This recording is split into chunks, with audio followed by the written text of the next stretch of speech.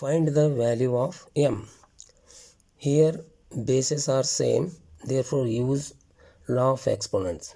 A raised to m into a raised to n is equal to a raised to m plus n.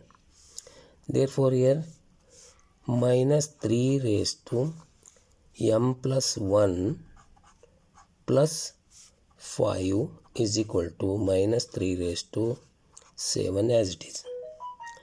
Therefore both side base is same, therefore power must be same. M plus 1 plus 5 is equal to 7.